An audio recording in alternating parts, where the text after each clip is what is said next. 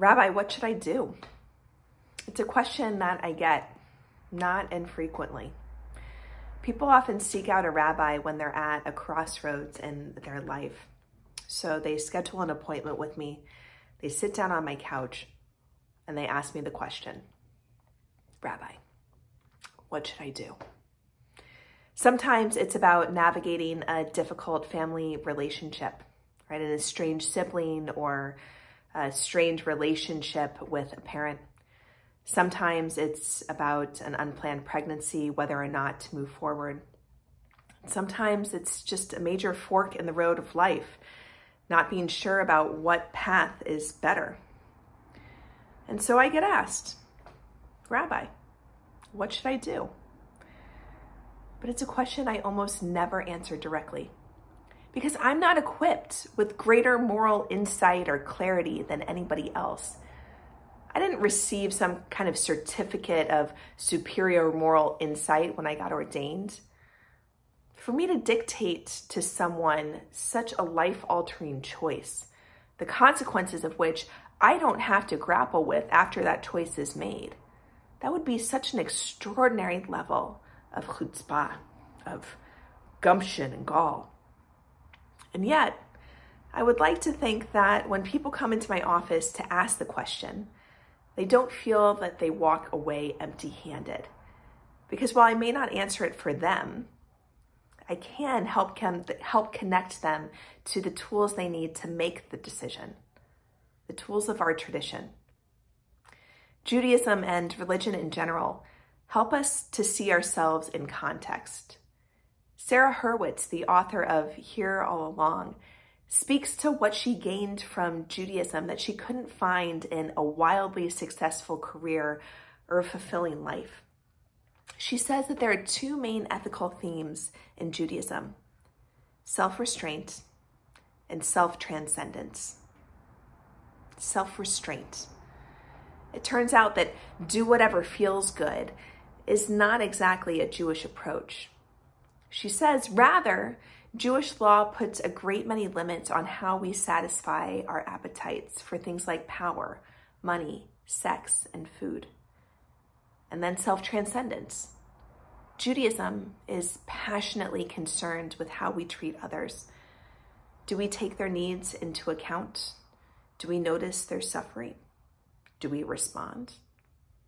People sit down on my couch and they ask the question, Rabbi, what should I do? Because they're looking to be held accountable to something other than just the self. I once knew a man who was in a troubled marriage, and he first went through to a therapist to work through his issues. He was wrestling with a strong attraction to a colleague, an attraction that wouldn't go away. One that he never acted on, but that he was deeply considering. And the therapist advised him to let the woman know how he felt, to see what happened. That would give him the information that he needed to make the decision that was best for him. But when he came to my office after going to the therapist, the advice was very different. I told him, you don't need me to tell you that infidelity is right or wrong. You already know the answer to that question. The other person is simply a distraction from the questions that you need to face in your own marriage. I believe that he was looking to be held accountable to more than just himself. Whether he stayed in that marriage or not, that was a question only he and his wife could answer. That was not for me to decide. But starting a relationship that would have created a foregone conclusion with a lot of pain and harm left in its wake, that wouldn't be good. It was an answer that factored in only the self. He came seeking the rabbi because he wanted a different framework for the conversation. The secular one only asked him to think about himself and himself alone, what he wanted, not what he owed to others, to his wife, to that colleague, to his kids, to think through the impacts of his decision on them. Self-restraint and self-transcendence. That's what Judaism provides, the self in a larger context. When we come upon the instructions in this week's Torah portion, Achrei Mot, about all of the practices of self-denial associated with Yom Kippur, no sex, no eating, no drinking, no luxury items, all of the offerings that we put up for sacrifice, the examining of our shortcomings, it actually translates quite well to our time.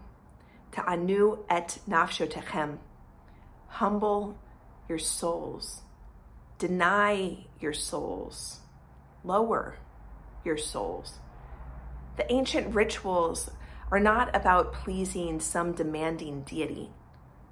They're about familiarizing ourselves with the experience of non-indulging, of thinking beyond the self, and becoming more fluent in that practice and that language.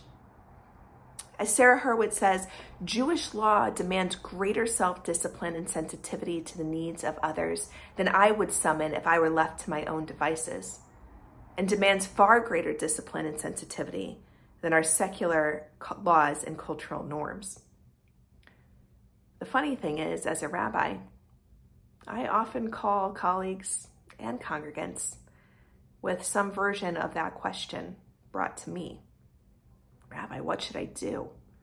Not because I want them to tell me, but because I know that I too am limited by this lens of self. I too seek to be held accountable to self-restraint and self-transcendence that our tradition invites. The question, Rabbi, what should I do, is not as straightforward as it seems. It's a subconscious invitation to draw on the help of tradition, how self-restraint and how self-transcendence factor in. It's actually key to shaping who the self we want to be is when we look in the mirror. Shabbat Shalom.